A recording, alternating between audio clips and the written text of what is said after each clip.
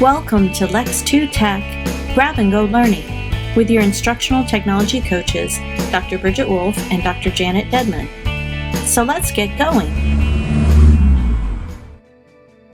Hey guys, this is Dr. Dedman, and in this Grab and Go Learning video, I wanted to talk to you about using Explore boards with your students. One of the reasons we would use Explore boards is to build background knowledge and to give context. So this is a great strategy for starting a new unit. Any students who need scaffolding and need to have background knowledge built, the Explore board will help them there. So let's look at the components of an Explore board. First of all, you may have heard of a HyperDoc.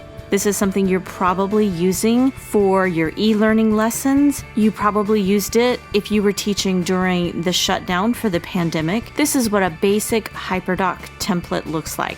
That's where you can design an entire digital lesson, all self-contained with all of the materials that your students need to complete the learning. So you'll notice here it comes with several basic parts. You have the Engage section, which is to get the students interested in the learning. That's like the hook section. Then the Explore section, where they get to look around in the information, see what's interesting to them, and further get them hooked. So an Explore board takes place completely in this Explore section. So you're teaching in your classroom and you want to give your students a chance to explore the content before you get started. Again, so you can support any students who need help with placing the information in context and who may need some background knowledge. So let's look at the Explore board idea.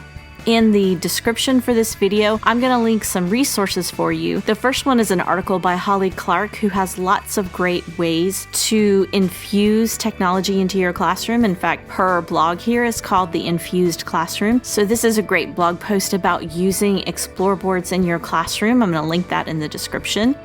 And I'm also going to link this set of sample Explore boards so you can see how they're constructed and see how you might construct your own. And this document is going to be set to share to anyone with a Lexington 2 login, but you can always email me if you're having trouble with that. Okay, so let's look at a couple of Explore boards so you can see how they work. The first thing I'm going to show is an ELA example. So say you're going to read A Long Walk to Water. Now, this is a story that takes place in Africa. So this is a great Explore board before you get into the novel to situate your students in the reality of the setting. What your students get to do is they get to go around and choose what looks interesting to them. This is where we bring more choice into our classroom for our students because they aren't prescribed a certain thing they need to click on in a certain order. They just really click around and experience the setting of A Long Walk to Water. Here is an example of a science one. This is talking about Newton's laws of physics. Students who already know quite a bit about it can find these areas where they can apply knowledge. There are some experiments for them to do. And your students who need some background knowledge and some context, they can start up here at the top and get some information. They're not choice boards. It's not like an assignment. They're a menu of information that your students can explore to get situated in the context of your content. As always, let Dr. Wolf and I know if you would like any help using this in your classroom, and we would be glad to come out. That's all for this video. We'll see you in the next Lex 2 Tech Grab and Go Learning, where we help you level up.